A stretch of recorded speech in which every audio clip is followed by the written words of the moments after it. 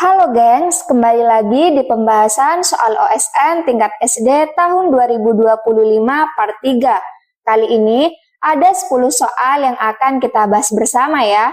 Yuk langsung saja kita simak videonya. Soal nomor 1, kelainan pada tulang belakang dikarenakan sikap duduk yang keliru yang menunjukkan tulang belakang membengkok ke kiri ataupun ke kanan disebut. Pada soal ada 4 opsi jawaban. Untuk mengetahui opsi mana yang paling benar, kita bahas satu persatu ya. Pertama adalah kifosis. Kifosis adalah kondisi medis yang ditandai dengan kelengkungan tulang belakang yang berlebihan di bagian atas punggung, sehingga menyebabkan postur tubuh membungkuk. Yang kedua adalah lordosis. Lordosis adalah kondisi yang ditandai dengan kelengkungan tulang belakang yang berlebihan ke arah dalam di bagian punggung bawah atau leher. Meskipun sedikit kelengkungan di area tersebut adalah normal, kelengkungan yang berlebihan dapat menyebabkan masalah. Yang ketiga adalah skoliosis. Skoliosis adalah kondisi medis yang ditandai dengan kelengkungan tulang belakang yang tidak normal ke samping membentuk huruf seperti huruf C atau S. Kondisi ini paling sering didiagnosis pada masa remaja, tetapi dapat terjadi pada semua usia. Yang terakhir adalah osteoporosis. Osteoporosis adalah kondisi yang ditandai dengan penurunan kepadatan tulang, membuat tulang menjadi rapuh dan rentan patah. Kondisi ini sering disebut sebagai penyakit diam-diam, karena seringkali tidak menunjukkan gejala hingga terjadi patah tulang. Dengan demikian, jawaban yang tepat untuk soal nomor 1 adalah C. Lanjut ke soal nomor 2. Lensa mata adalah bagian mata yang berfungsi. Lensa mata adalah struktur transparan di dalam mata yang memfokuskan cahaya pada retina, memungkinkan kita melihat dengan jelas. Lensa mata terletak di belakang iris dan pupil. Fungsi lensa mata yaitu yang pertama adalah memfokuskan cahaya. Lensa bekerja sama dengan kornea untuk memfokuskan cahaya pada retina. Yang kedua adalah akomodasi. Lensa dapat mengubah bentuknya untuk memfokuskan objek pada jarak yang berbeda-beda. Proses ini disebut sebagai akomodasi. Dengan demikian, jawaban yang tepat untuk soal nomor 2 adalah A. Soal nomor 3, berikut merupakan tahap perkembangan serangga. Yang pertama adalah telur, kedua dewasa, ketiga larva, keempat nimfa, dan kelima adalah pupa. Urutan yang benar pada metamorfosis nyamuk adalah nyamuk mengalami metamorfosis sempurna, yang berarti mereka melewati 4 tahap kehidupan yang berbeda. Yang pertama dimulai dari telur, kemudian menjadi larva, dari larva menjadi pupa, jadi pupa menjadi nyamuk dewasa. Jadi urutan yang benar pada metamorfosis nyamuk ditunjukkan oleh nomor 1, 3, 5, dan 2. Dengan demikian, jawaban yang benar adalah B. Soal nomor 4. Bunglon melindungi diri dari musuhnya dengan cara bunglon terkenal dengan kemampuannya mengubah warna kulit, yang merupakan salah satu cara utama mereka melindungi diri. Kemampuan ini disebut sebagai mimikri. Contohnya, jika bunglon berada di dedaunan, warna kulitnya akan berubah menjadi hijau. Jika berada di tanah, warna kulitnya akan berubah menjadi coklat. Selain untuk kamuflase, bunglon juga mengubah warna kulitnya untuk berkomunikasi dengan bunglon lain. Perubahan warna juga dapat menunjukkan suasana hati seperti marah, takut, atau ingin kawin. Jadi jawaban yang tepat adalah C. Soal nomor 5, perhatikan tabel berikut. Pada tabel tersebut, tumbuhan yang berbunga terdapat pada nomor. Tumbuhan berbunga adalah kelompok tumbuhan yang paling beragam dan tersebar luas di bumi. Mereka memiliki ciri khas berupa bunga yang merupakan organ reproduksi mereka. Banyak buah-buahan sayuran dan biji-bijian yang kita konsumsi berasal dari tumbuhan berbunga. Pada soal nomor 5, jawaban yang tepat adalah B, yaitu 1, 3, dan 5. Kita lanjut ke soal nomor 6.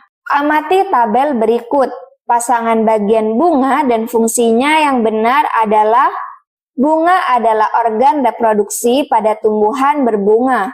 Struktur bunga sangat beragam, tetapi secara umum terdiri dari bagian-bagian berikut. Yang pertama adalah putik. Putik adalah organ reproduksi betina pada bunga tumbuhan berbunga.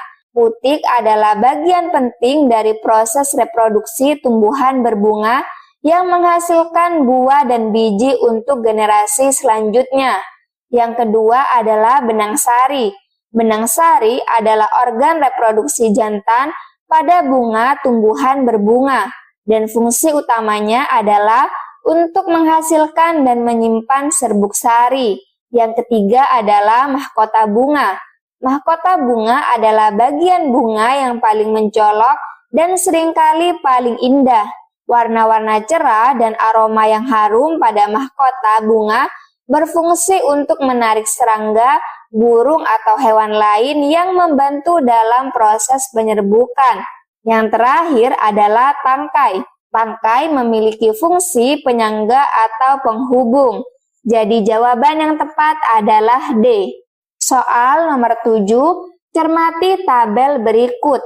Kelompok hewan berikut yang hidup dalam ekosistem laut terdapat pada. Ekosistem laut adalah komunitas organisme hidup yang berinteraksi satu sama lain dan dengan lingkungan fisik mereka di lautan.